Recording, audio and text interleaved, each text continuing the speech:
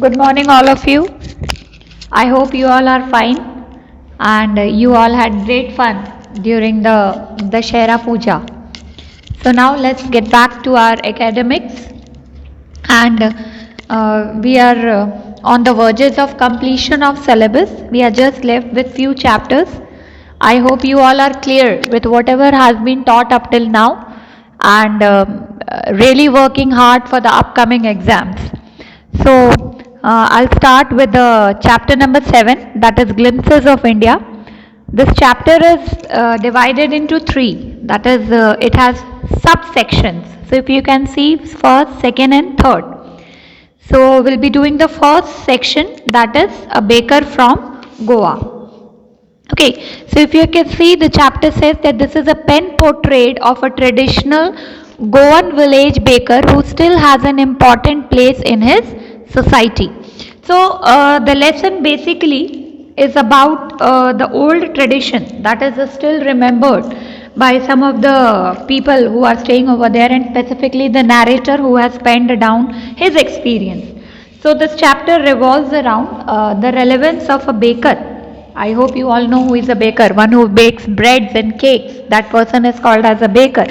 So he's talking about the Goan culture, and this culture dates back to the time when you all must have read in history that Portuguese and the French colonies, they all had ruled over India. So this story or this experience dates back to the time when Portuguese ruled over the city of Goa. So of course now they have left, and they left long back, but the bakers, they continue to have the same status that they had during that era.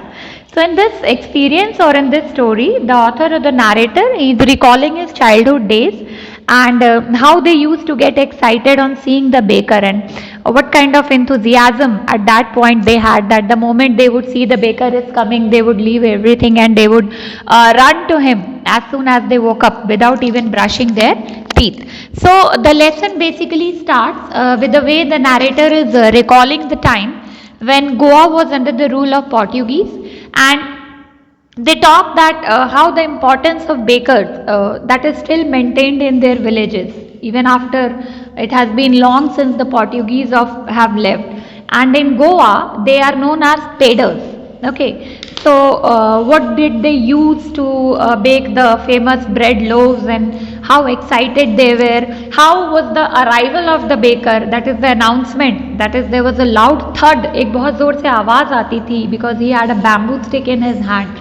So that was the kind of an announcement that the baker is about to come, and they all were very excited when they used to see that when they were children, that they would go running to him without even brushing or washing their mouth properly. And it was the maid servant of the house who collected the loaves while children sorted out the bread bangles for themselves. So bakery products have importance in the culture and traditions of Goa, and bowl ya sweet bread, it is a part of the marriage gifts. So he is talking about all these things. So we will just start with the lesson now. Okay, so you people can see that this is a very short story because it is divided into three sections. So I'll just start with the chapter now. Okay, so the chapter starts that our elders are often heard reminiscing nostalgically about those good old Portuguese days. So to reminiscing nostalgically, if you can see, it is also given over here, thinking fondly of the past. If you think about something that is about your past, that is you are thinking fondly of the past. So the story takes us back to the time when Portuguese ruled Goa, and they were immensely famous for their breads, okay, for the bakery products. So the narrator, he's saying that I often see that my elders, they get nostalgic. To be nostalgic is to be homesick. जब आपको आपके घर की, अपने पुराने दिनों की बहुत याद आए, तो उसे हम nostalgic होना बोलते हैं. So the narrator often finds his elders thinking about those good old days and telling them that the famous bread that date back to the time when Portuguese ruled over Goa. So they keep thinking over the past, and they tell them that the Portuguese have left Goa, but the bakers who used to bake such delicious bread, they still exist. Not even the original ones, but a legacy that is continued by their generations. And the bakers there, they are still referred to as peders. And everything about baking is still the same. ranging from those who mold the bread loaves to the furnaces, भट्टी जहाँ पे bread bake होती है उसे हम furnace बोलते हैं. They all have survived the ravages of time. मतलब बहुत टाइम पास हो गया, बहुत कुछ चेंज हो गया है, लेकिन वो जो एक कल्चर था बेकरी का वो आज भी सेम है. And the sound of their arrival and the thud of their bamboo stick means वो जब आते हैं तो उनके हाथ में एक bamboo stick होता है, that can still be heard just like the olden times. Okay, so he is saying that जितने भी हमारे पुराने लोग हैं वो आज भी वो सारी चीज़ों को बिल्कुल वैसे ही याद करते हैं जैसे पहले करते थे. So the narrator basically is, if you see over here, the baker made his musical entry on the scene with the jhang sound of his specially made bamboo staff. One hand supported the basket on his head and the other banged the bamboo on the ground. So this is how he made his arrival. So his arrival was with an announcement that I am going to come.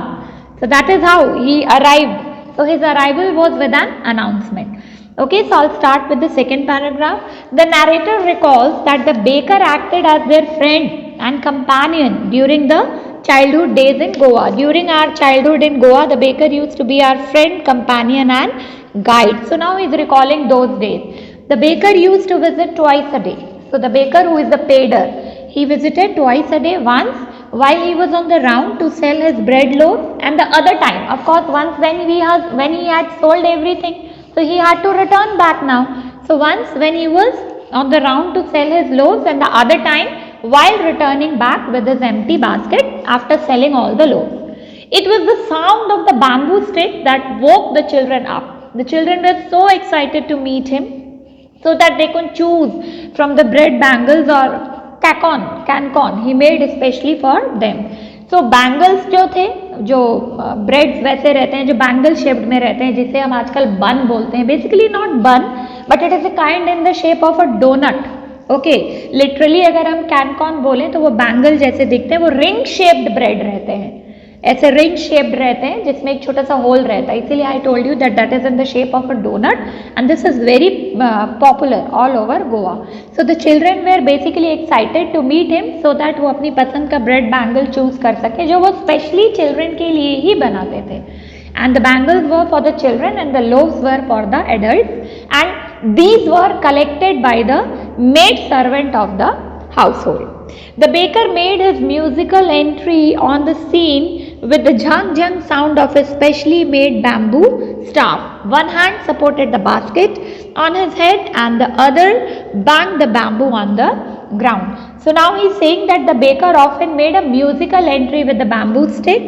His one hand, it was supporting the basket which was on his head, which contained the bread loaves and the bread bangles, while the other banged the bamboo on the ground, and he would go house to house and greet the ladies before handing them over the bread loaves.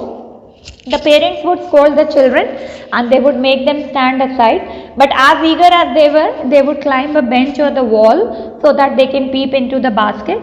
And they were so enthusiastic that they did not even bother to brush their teeth before having those bread bangles, because it seemed unnecessary effort for them to pluck mango leaves from the branches to use them for brushing the teeth.